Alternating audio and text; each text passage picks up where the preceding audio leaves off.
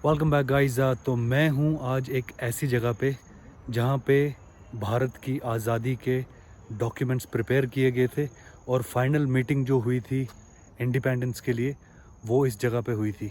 इस जगह का नाम है advance studies, Indian institute of advance studies के नाम से अभी जाना जाता है। पहले मैं आपको एक बार ये दिखा देता हूँ इसकी कैसी ये बिल्डिंग है। ये देखो, ये है वो बिल्डिंग जिसमें इंडिया के इंडिपेंडेंस के लास्ट पेपर प्रिपेयर हुए थे और जहाँ पे मीटिंग हुई थी इंडिया के इंडिपेंडेंस के लिए। ये देखो, आपको इसके बारे में कुछ विशेषताएं हैं इसकी बहुत ज़बरदस्त। ये जो लॉन है, 2-3 लॉन है यहाँ पे, इनके नीचे वाटर टैंक्स हैं जो कि बनाए गए थे रेन वाटर हार्वेस्टिंग के लिए। और ये देखो, ये बिल्डिंग जो है इसके बारे में थोड़ा बताऊँगा आपको। पहले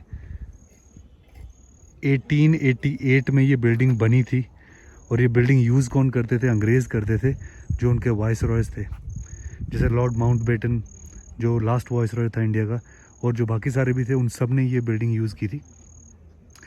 थोड़ा सा और आपको इसके बारे में बताता हूँ कि अभी फ़िलहाल ये बिल्डिंग जो है ये यूज़ होती है एडवांस रिसर्च के लिए, जो पीएचडी स्कॉलर्स होते हैं।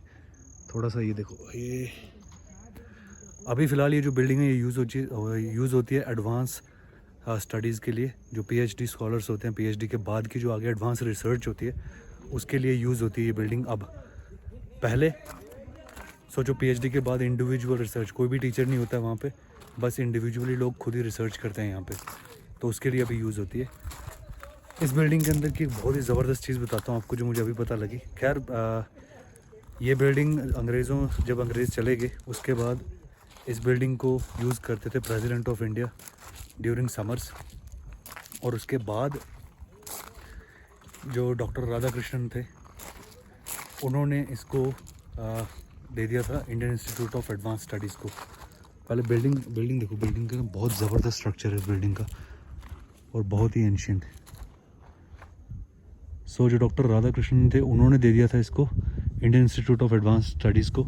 तो जैसे मैंने आपको बताया, इसके अंदर रिसर्च वगैरह होती हैं। अब इस बिल्डिंग के अंदर जो फर्नीचर है बहुत ज़्यादा पुराना है और वो सारा का सारा फर्नीचर है जो वो लंदन से लाया गया है।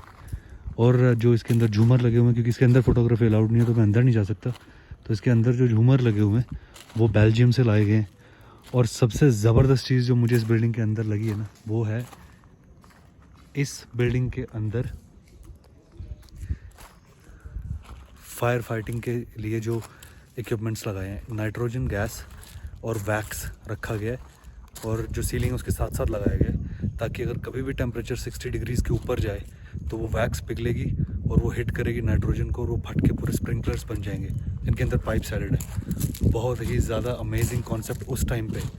और ये पहली गवर्नमेंट बिल्डिंग थी जिसमें शिमला में इलेक्ट्रिफिकेशन हुआ था, लाइट आई थी, क्योंकि इंडिया में तो लाइट थी नहीं उस टाइम पे। खैर, आज भी सारी जगहों पे लाइट है नहीं, लेकिन उस टाइम पे ये पहली बिल्डिंग थी शिमला में जिसमें इलेक्ट्रिफिकेशन हुआ था। ये बनी हुई जो है ना, बहुत ही ज़बरदस्त तरीके की बिल्डिंग है।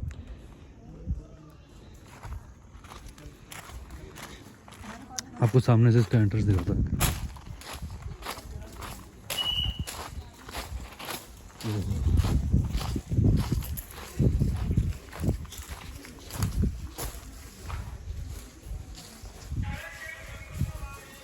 तो ये है Indian institute of advance studies.